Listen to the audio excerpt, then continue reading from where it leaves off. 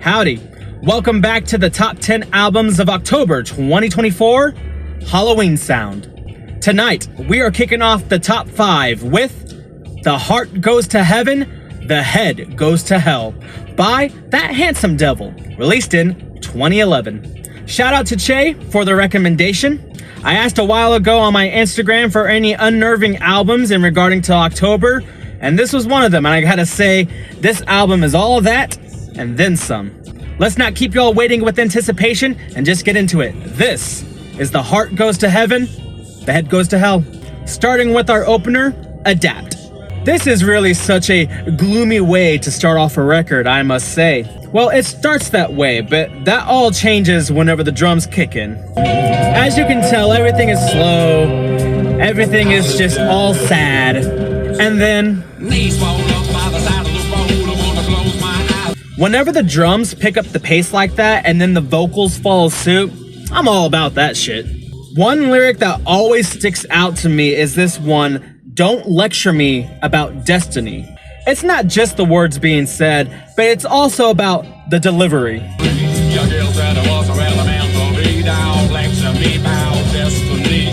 The vocalist for That Handsome Devil is a man that goes by the name of God Forbid. And when it comes to God Forbid, his vocals are what absolutely make this album for me, and we're about to see why.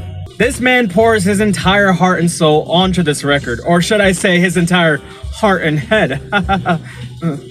We'll know more about God Forbid as we move along, so let's do just that.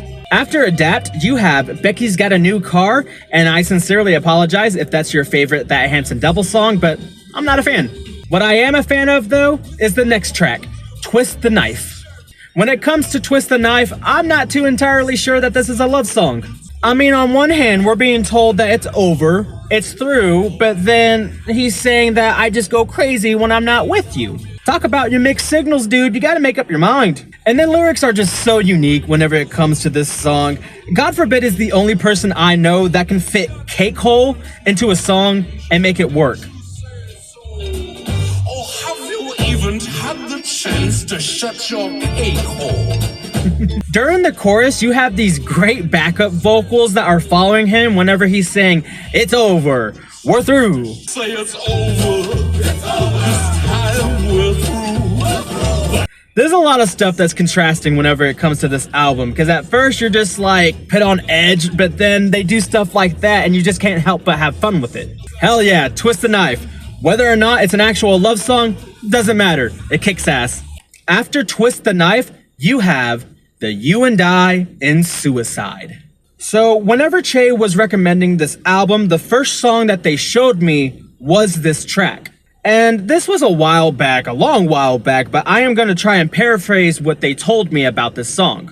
This song caught them at about 1 or 2 o'clock in the morning, and it made them scared to even go down their own hallway. And whenever it comes to how this song starts off, you will understand exactly why that's the case.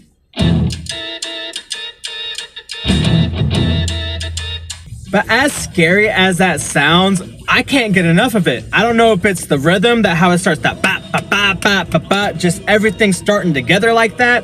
I don't know if it's the wub wub wubs that happen later on the song. Oh, you don't know about the wub wub wubs? I am like 99% sure that is the only time you hear that sound effect throughout the entire album. It's unsettling, it's different, but fuck man, I love it so much. My favorite track, like hands down, no question about it. Yeah, the You and I in Suicide. I've been chiefing on this track all year, pretty much since the first time I heard it. If I talk about this track anymore, I'm just gonna go crazy, so let's move on. But remember, suicide is a sin. Moving on to our 5th track, Charlie's Inferno. Very interesting premise to this song. It revolves around a person named Charlie. And with Charlie, he really didn't do anything but live the most pure life that you can think of. The lyrics describe that perfectly, how he used eco-friendly light bulbs. He even rode his bike to work whenever the gas prices started rolling. This dude did all that he could to ensure a good and safe afterlife. However, some things just don't work that way. I don't know if it was a mistake that this dude went to hell, or it's the fact that he was just such a good person that it ended up working against him. I mean, when you think about it, if you go through life without sinning once, then basically Jesus died for nothing, and I guess that's a good enough reason to get sent to hell. You really start feeling for Chuck. I mean, on the first chorus, he is describing about like, can I have some help? Is there anybody here in uniform? I don't belong here. Or at least I don't think I belong here. Poor Chuck. Poor Chuck. That would piss me off, though. I did everything I could to be a good person, and how do I get rewarded? Hell. These lyrics do not match the instruments being displayed at all. I mean, just take a listen to how fucking happy and bouncy and go-lucky this shit is. You got Charlie burning in like the 7th layer of hell, and the instruments are just all peachy keen.